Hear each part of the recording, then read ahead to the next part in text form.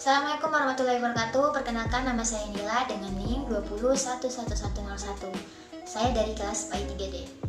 Nah teman-teman, di video kali ini saya buat untuk memenuhi tugas UTS mata kuliah Psikologi Pendidikan, yang mana mata kuliah ini diampu oleh dosen pengampu Ibu Miska Zulfa SPDI MA. Nah, di video kali ini saya akan membahas mengenai konsep dasar psikologi pendidikan serta peran psikologi terhadap pendidikan. Sebelum memulai, alangkah baiknya saya awali dengan melafazkan basmalah. Bismillahirrahmanirrahim. Baik, langsung saja saya mulai. Pembahasan pertama yaitu saya akan membahas mengenai konsep dasar psikologi pendidikan. Jadi, Santork menyatakan psikologi pendidikan adalah cabang ilmu psikologi yang mana psikologi ini mengkhususkan diri pada cara memahami pembelajaran atau pengajaran dalam lingkungan pendidikan. Jadi psikologi pendidikan ini merupakan ilmu pengetahuan psikologi yang memberi sumbangsi terhadap dunia pendidikan dalam kegiatan pendidikan, pembelajaran, kemudian pengembangan kurikulum, proses belajar mengajar, sistem evaluasi, dan layanan konseling merupakan beberapa kegiatan utama dalam pendidikan terhadap peserta didik, pendidik, orang tua, masyarakat, pemerintah, agar tujuan pendidikan dapat tercapai secara sempurna dan tepat.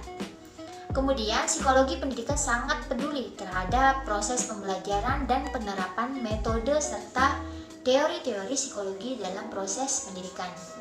Jadi, teman-teman, yang dimaksud pembelajaran di sini yaitu proses edukatif yang melibatkan pendidik maupun peserta didik sebagai pelaku utamanya. Jadi, pendidik berperan sebagai fasilitator terjadinya perkembangan peserta didik, sedangkan peserta didik merupakan subjek pembelajaran yang sedang mengembangkan dirinya. Dalam interaksi ini antara pendidik dan peserta didik tentunya terjadi saling mempengaruhi, terutama pengaruh pendidik terhadap perkembangan peserta didik itu sendiri. Dalam kerangka pendidikan ini, pendidik berupaya memilih metode pembelajaran yang tepat, yakni sesuai dengan kebutuhan peserta didik. Jadi psikologi pendidikan menjadi sesuatu yang mesti dipelajari bagi calon pendidik dan berkaitan dengan kondisi pendidikan sebelumnya. Selama ini, pendidikan tidak memperhatikan kondisi peserta didik dan tidak memperhatikan minat dan bakat peserta didik. Pendidik seolah-olah sebagai penguasa menganggap peserta didik adalah ibarat botol kosong yang akan diisikan air. Akhirnya yang terjadi adalah pendidik hanya dalam bentuk transfer. Pendidikan hanya dalam bentuk transfer knowledge, atau pendidik menganggap peserta didik dari sudut pandang behavioristik saja. Dengan adanya psikologi pendidikan, tentunya diharapkan akan lahir pendidikan yang humanistis yang memahami peserta didik sesuai dengan keberadaannya. Jadi dapat kita simpulkan bersama, psikologi pendidikan itu merupakan alat bantu yang sangat penting bagi para penyelenggara pendidikan dalam mencapai tujuan pendidikan yang telah ditetapkan itu sendiri. Kemudian pembahasan kedua yaitu peran psikologi terhadap pendidikan. Psikologi pendidikan sudah menjadi dasar pembentukan dan pengembangan sistem kurikulum, kemudian pembelajaran, dan penilaian dalam dunia pendidikan. Kontribusinya terhadap perkembangan dunia pendidikan dapat dijelaskan sebagai berikut. Pertama itu peran psikologi terhadap kurikulum pendidikan. Secara psikologis, pengembangan diri siswa didasarkan pada kemampuan afektif, kognitif, dan psikomotor. Kemampuan tersebut dapat dilihat dari perkembangan sikap, kemudian motivasi dan tingkah laku, dan komponen-komponen lainnya. Komponen pembelajaran merupakan proses dari input ke output. Lalu, penggunaan kurikulum sebagai kerangka alur input menuju output atau hasil yang baik memerlukan hakikat-hakikat psikologi. Kurikulum yang saat ini sedang dikembangkan adalah kurikulum berbasis kompetensi, di mana kompetensi bertujuan untuk mengembangkan kemampuan pada keterampilan, pengetahuan, dan refleksi dalam berpikir dan bertindak. Nah, kebiasaan berpikir dan bertindak tadi dengan refleksi diri yang konsisten memungkinkan terbentuknya suatu individu yang unggul dan kompeten. Kemudian yang kedua itu ada peran psikologi terhadap sistem pembelajaran, di mana terkait dengan teori-teori psikologi yang berdampak pada seseorang dalam tingkah laku. Psikologi juga mempengaruhi sistem pembelajaran pada dunia pendidikan dengan positif. Siswa menjadi bersungguh-sungguh belajar ketika respon psikologinya dibimbing oleh pengajar yang baik.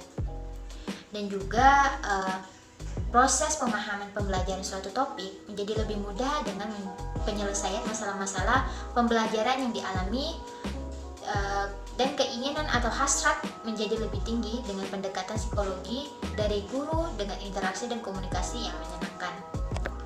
Selain itu, psikologi pendidikan juga telah melahirkan prinsip-prinsip pembelajaran seperti yang dipaparkan oleh Sudirwo. Yang pertama, seseorang yang belajar harus memiliki sebuah tujuan. Dan yang kedua, tujuan dilahirkan dari kebutuhan, bukan paksaan. Yang ketiga itu harus bersedia mengalami beberapa kesulitan. Dan yang keempat, belajar itu dibuktikan dengan perubahan perilaku. Yang kelima, membutuhkan insting. Belajar itu membutuhkan insting apa yang harus dipelajari dan dipahami. Dan keenam, seseorang membutuhkan bimbingan. Dan yang terakhir itu, ujian perlu dilakukan namun didahului dengan pemahaman. Kemudian yang ketiga ada peran psikologi terhadap sistem penilaian, di mana psikologi juga telah memberikan perannya dalam sistem penilaian. Misalnya nih, dengan tes psikologi untuk mengetahui tingkat kecerdasan siswa, atau tes bakat di mana untuk mengetahui bakat yang potensial terhadap atau yang terdapat dalam diri siswa, sehingga lebih mudah memberikan bimbingan dalam membantu mengembangkan potensi diri siswa itu sendiri. Atau ada juga tes aspek kepribadian, di mana tujuannya itu dapat membantu guru mengenal lebih baik lagi pribadi siswanya, sehingga bisa memberikan pendekatan yang lebih baik lagi dalam proses pembelajaran.